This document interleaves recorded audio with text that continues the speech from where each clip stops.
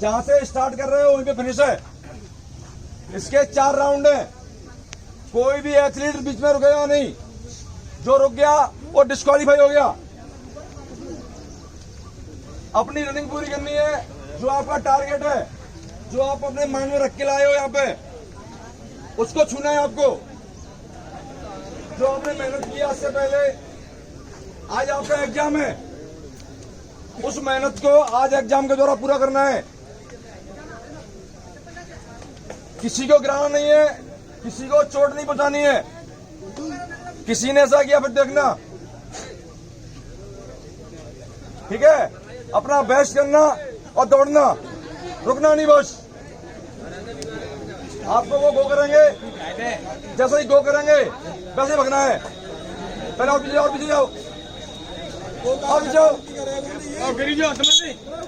और पीछे दौड़ने वाले तो नहीं है, दौड़ने वाले।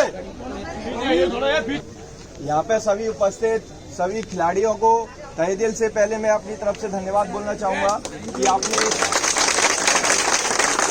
इतनी सुबह आके और इतनी कड़ी मेहनत से आप करके ये तैयारी कर रहे हैं। और ये आज के लिए आपको बस 1-2 चीज में बोलूंगा कि आपको वो भाग मिल्खा भाग वाली मूवी है ना, उसको ध्यान में रखना है। आपको जिस तरह से उसमें दिखाया गया कि किस तरह से फरहान अख्तर ने उस मूवी में मतलब ये रोल निभाया था, और आपने ये बस सोचना है कि मुझे करना है, इसी बार करना है और हर हाल में करना है। आपका ये माइंड रहेगा। और आपके सामने जो ट्रैक बनाया गया है 1600 मीटर का, आपको सिर्फ यही ध्यान रखना है कि मुझे इसी बार करना है और इसी बार में ही जीतना है मुझे, बस। और आपके माइंड में इस समय जो भी टेंशन है, जो भी है, सब कुछ निकाल दो, सब कुछ निकाल दो। सिर्फ और सिर्फ मेरे सामने सिर्फ और सिर्फ 1600 मीटर का ट्रैक मुझे दिखाई देना चाहिए।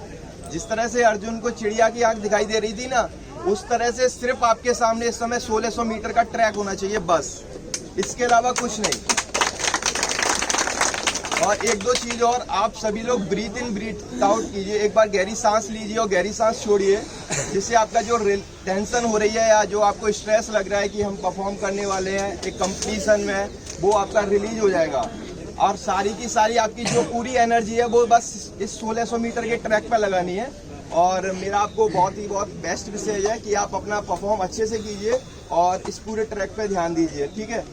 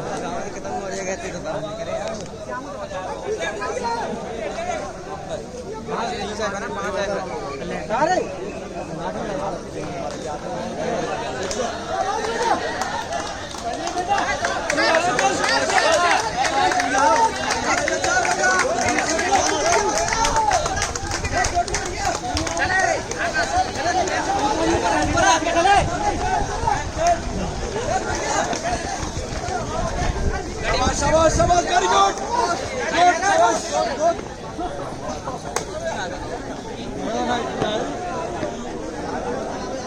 हम कितना बजे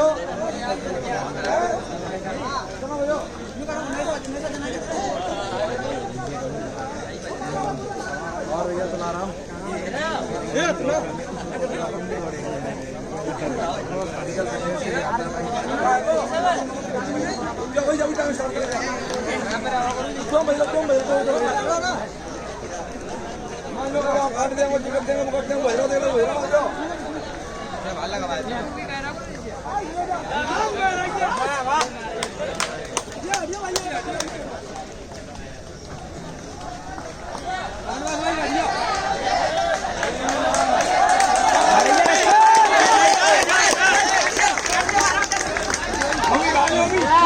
Hey,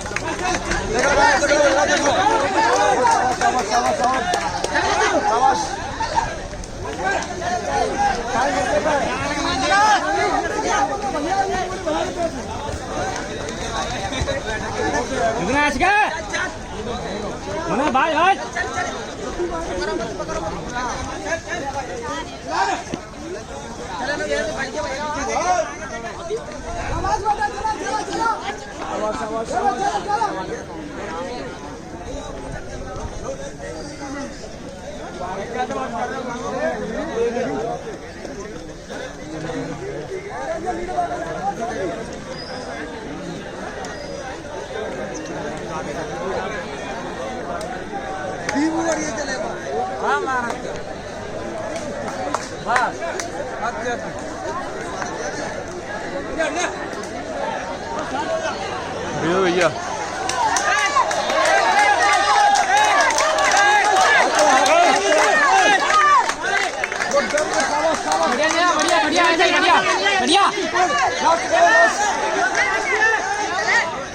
रणबीर लास्ट चला तीसरा भाई तो तीसरा को लास्ट है हाँ तीसरा होएगा ये चौथा वाला है राउंड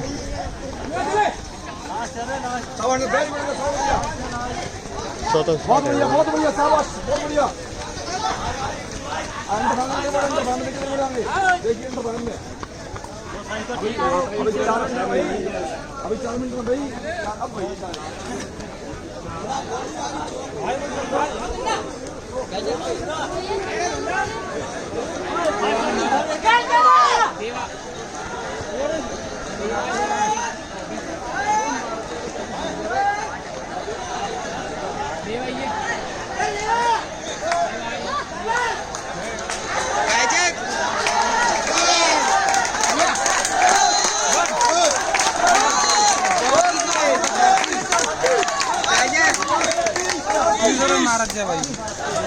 जी भाई साइड में साइड में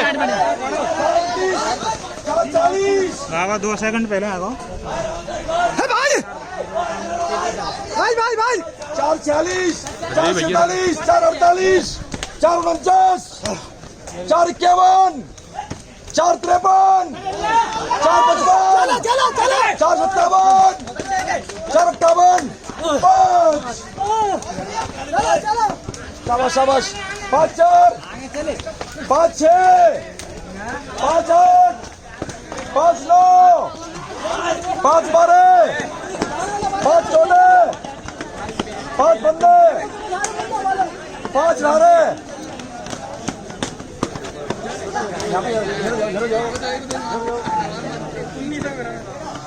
5-26 शाबाश 5-30 5-36 5-40 5-43 ओके गर्ल्स गो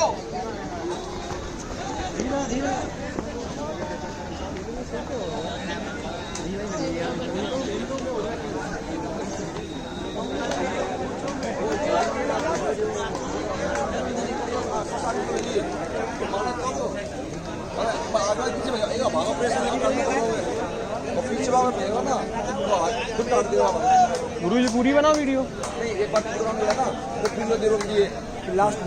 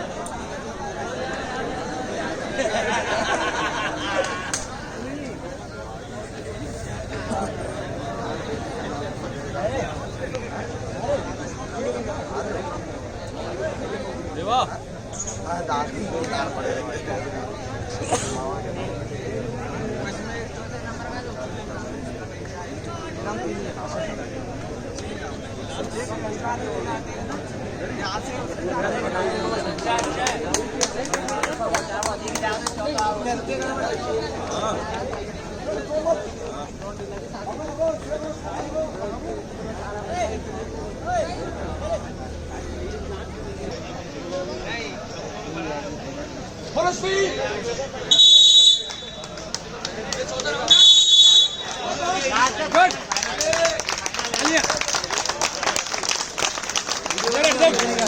हट जाओ साइड में हो।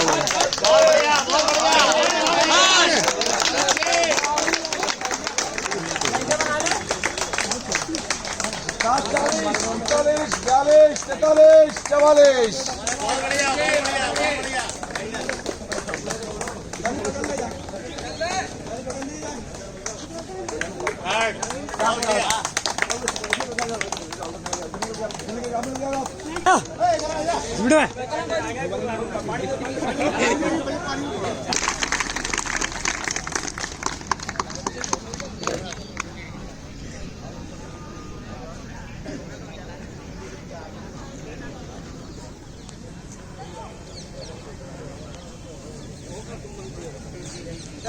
Please silence. 2 मिनट रहे, 2 मिनट सुनो। थकान हुई होगी, मुझे मालूम है। हम सब के लिए बड़े गर्व की बात है कि आज हमारे बीच में यूपीएससी सिलेक्शन करने पर दीपक गुप्ता जी का राजकीय महाविद्यालय परिवार आपका हार्दिक स्वागत और अभिनंदन करता है।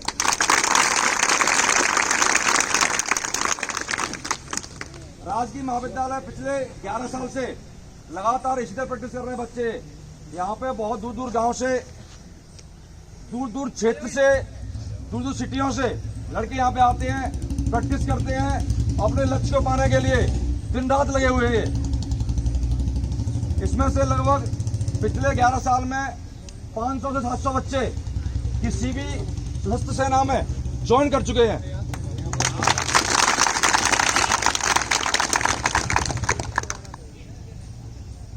आप सभी जानते होंगे कितनी मेहनत करनी पड़ती है। दीपक भाई ने बहुत सारी मेहनत की, बहुत सारा स्ट्रगल किया होगा। आप सबने देखा होगा नदियों को बहते हुए। Please silence. आप सबने देखा होगा नदियों को बहते हुए जब नदियां अपने पिन पॉइंट से निकलती है, बगैर रुके हुए अपने लक्ष्य तक पहुंचती है। आपने सोचा है अगर रस्ते ना बहते, क्या वो कहीं से घटी हो जाए तो क्या होगा? सूख जाएगा। इसी प्रकार हमारे को अपने लक्ष्य को पाने के लिए लगातार धीमे चलना पड़ता है, उसी दिशा में बढ़ना पड़ता है। स्वामी विवेकानंद ने बोला है, जागो, उठो और लक्ष्य मिलने तक मत रुको, लगातार चलते रहो। तो हमारे बीच में दीपक भाई आए हुए हैं, अब इनका थोड़ा सम्मान स्वागत करेंगे। उसके बाद में आपको 2 बातें बताएंगे कि इन्होंने कितनी मेहनत की है अपने लक्ष्य पाने के लिए। हमारे फतेहाबाद से ऐसा मुझे लगता है पहली बार हुआ होगा कि यूपीएससी में 3 बच्चे अपने फतेहाबाद के जिन्होंने एक सिलेक्शन लिया है। एक दीपक भाई यहाँ पे है और 2 बच्चियां हैं जो कि कोलाघाट जिला से है। इसी कारण से वो दिल्ली में थी, इसलिए वो आनी पाई यहाँ पे। हम एक बार फिर स्वागत करते हैं।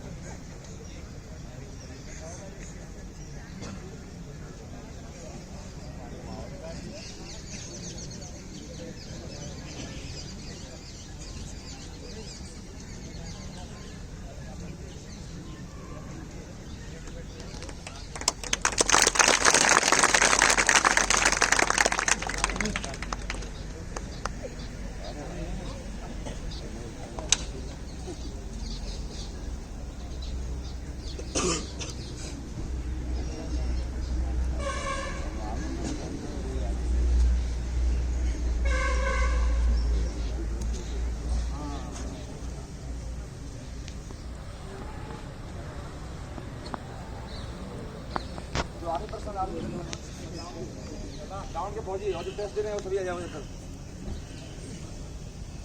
ग्राउंड के फौजी और टेस्ट दे रहे हैं अभी, टेस्ट दे रहे हो, आ जाओ इधर। जो टेस्ट दे रहे हैं अभी ग्राउंड से, वो सभी खड़े होके यहाँ पे जाओ। जो टेस्ट दे रहे हैं बच्चे,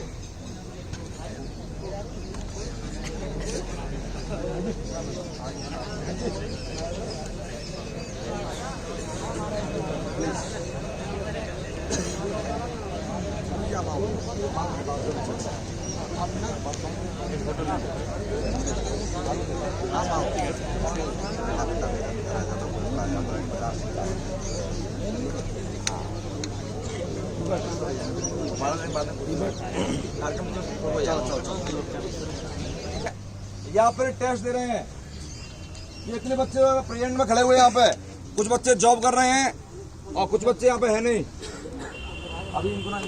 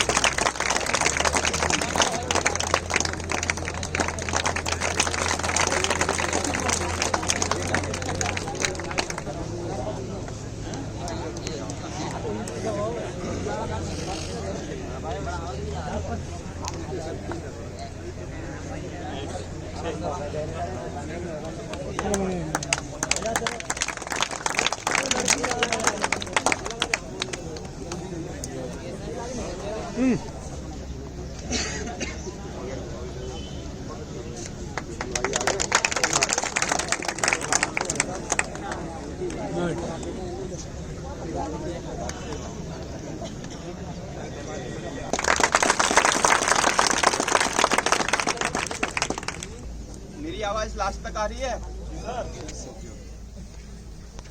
तो सबसे पहले मैं परम श्रद्धेय ज्ञानदायिनी मां सरस्वती, मंचासीन सभी अतिथिगण, नगर के विभिन्न भागों से आए हुए सभी सम्माननीय नागरिक जन, मैं आपका तहे दिल से बहुत बहुत धन्यवाद करता हूं। ये मेरे लिए बहुत ही एक गर्व का विषय है कि मुझे, और इसके साथ साथ मैं गुरुजी का भी बहुत बहुत शुक्रिया अदा करता हूँ। सभी आर्म फोर्स के जितने भी ऑफिसर्स हैं, सोल्जर्स हैं, उन सभी का भी मैं बहुत तहे दिल से शुक्रिया अदा करता हूँ, क्योंकि उनके ही कारण मेरी इस जर्नी की शुरुआत हुई थी और मैं आज जो यहाँ तक पहुँचा हूँ उसमें आर्म फोर्स के और एनसीसी के जो ऑफिसर्स थे उनका बहुत बड़ा रोल रहा है। और जैसा मुझे बताया गया है तो बेसिकली मेरा जो आप लोगों के साथ इंटरेक्शन रहेगा 2-3 पार्ट में रहेगा। पहला मेरी जो छोटी सी जर्नी रही है वो मैं आपको शेयर करूंगा, फिर उसके बाद जिस तरह से किसी एग्जाम को क्लियर करने के लिए हमारा माइंडसेट क्या होना चाहिए, हमारी अप्रोच क्या होनी चाहिए, हमें वो कैसे एग्जाम को क्रैक करना है, कैसे उस एग्जाम को मतलब आप लोकल भाषा में बोलें तो मतलब कैसे उसको फोड़ना है, तो वो चीज़ पे मैं बात करूंगा। और साथ ही साथ अगर आपके कुछ डाउट्स होते हैं, आपकी कोई समस्या है तो अगर मैं उसका समाधान कर सकता हूं तो वो हम सबसे लास्ट वाले सेशन में ले लेंगे। तो बेसिकली मेरी इस जर्नी की शुरुआत हुई स्टार्टिंग में तो मतलब कुछ ऐसा था नहीं। फतेहाबाद हमारा छोटा सा है और इसमें सिविल सर्विस का इतना माहौल नहीं था, पता नहीं था, हम सोच नहीं सकते थे कि एक डीएम और एसपी के लेवल पे कि वो कैसे काम करते हैं, क्या होता है, और एक ऐसी दुनिया लगती थी जो पता नहीं कौन है और कौन लोग हैं वो जो इस एग्जाम को क्लियर करते हैं। ऐसा लगता था पूरी एक अंधेरा सा माहौल था, ऐसा कुछ भी समझ में नहीं आता था। ऐसा लगता था कि इसको पढ़ने वाले लोग पता नहीं कितना घंटे पढ़ते हैं, क्या खाते क्या पीते हैं, समझ में नहीं आता था। बहुत ज़्यादा ऐसा फील होता था कि कुछ भी पता नहीं था। तो उस समय फिर धीरे धीरे जैसे मेरी एनसीसी में मैं क्लास 11th और 12th में जनता इंटर कॉलेज में उस समय फतेहाबाद में पहली बार ही एनसीसी आई थी। तो जब एनसीसी आई तो मैंने ज्वाइन कर लिया, राजपाल है और मेरे और साथी हैं तो हम सभी ने ज्वाइन कर लिया पहली बार में। तो उसके बाद जैसे जैसे आर्मी के ऑफिसर से इंटरेक्शन होता था तो वहाँ से मुझे कुछ चीज़ें समझ में आई जो आज भी मेरी लाइफ में मुझे बहुत ज़्यादा हेल्प करती हैं। तो बेसिकली जो एनसीसी का मोटो था, उद्देश्य था, भारत सरकार का एनसीसी बनाने का उद्देश्य यही ये था कि आप जैसे युवाओं के अंदर दो values, unity and discipline, unity and discipline, यही एनसीसी का मोटो है। एक तो यूनिटी इसलिए बहुत ज़रूरी है क्योंकि हमारा देश में तमाम तरह के डिवाइड है, मतलब तमाम तरह की चीज़ें हैं, जैसे बहुत ज़्यादा जाति हैं, धर्म है और बहुत सारे बोली भाषा को बोलने वाले लोग हैं। लेकिन एनसीसी एक ऐसी चीज़ है जो सभी युवाओं को जोड़ के रखती है। मैं एक छोटा सा एक्सपीरियंस शेयर करूंगा जो उस समय एनसीसी के ऑफिसर्स ने मुझे बताया था कि उनसे पूछा गया कि एनसीसी में इस धर्म के कितने लोग हैं, इस जाति के कितने लोग हैं या इस बोली भाषा के कितने क्षेत्र के लोग हैं। तो उनका सिंपल सा एक आंसर था कि एनसीसी में सिर्फ और सिर्फ इंडियंस हैं, दैट्स इट, सिर्फ और सिर्फ इंडियंस। इस बात से कुछ फर्क नहीं पड़ता है कि आप कहाँ से आते हैं, आप कितने गरीब परिवार से हैं, रूरल एरिया से हैं, आपका पास्ट बैकग्राउंड क्या रहा है, इससे कुछ भी फर्क नहीं पड़ता है, कुछ भी फर्क नहीं पड़ता है। फर्क सिर्फ पड़ता है कि वो है आपकी सोच। आपकी सोच ही डिसाइड करेगी कि आप कहाँ जाएंगे। बोलते हैं ना कि your attitude will decide what's your attitude, मतलब आपका जो सोच है, आपका जो एटीट्यूड है वो डिसाइड करेगा आप कितनी ऊंचाइयों तक जाएंगे। तो हमें इस बात पे ही फोकस करने के लिए एक तो ये यूनिटी का कॉन्सेप्ट था, दूसरा है डिसिप्लिन। डिसिप्लिन में सब अनुशासन। अनुशासन का मतलब सिंपल सा होता है कि आप जो भी अपनी लाइफ में करेंगे उसमें आपका एक पैटर्न पे काम करो, आप एक मतलब रेगुलर कंसिस्टेंसी का मेंटेन करते हुए आप उसको करना है। जैसे मतलब आप एक आर्मी के लिए एस्पायर कर रहे हो तो मान के चलो इंसिडेंट हो गया हमारे देश पे, पाकिस्तान की तरफ से कोई अटैक वगैरह हो गया, आर्मी को अभी मान के चलो सर्जिकल स्ट्राइक करनी है, तो आप सोचियो कि किस तरह से आर्मी और जो तमाम ऑफिसर थे इसको प्लान करेंगे। तो इसमें ऐसा नहीं है कि आपके अंदर सिर्फ जोश होना चाहिए, जोश के साथ साथ होश भी होना पड़ेगा, क्योंकि सर्जिकल स्ट्राइक एक बहुत पिन पॉइंटेड एक्सरसाइज है। अगर किसी भी एक सोल्जर ने अगर पॉइंट से पहले ही गोली फायर कर दी या उसका एक ही फुट स्टेप इधर उधर हो गया, लैंड माइन्स पे गिर गया या फिर किसी एक घटना हो गई, तो वो पूरा का पूरा ऑपरेशन फेल हो सकता है। समझ रहे हो कि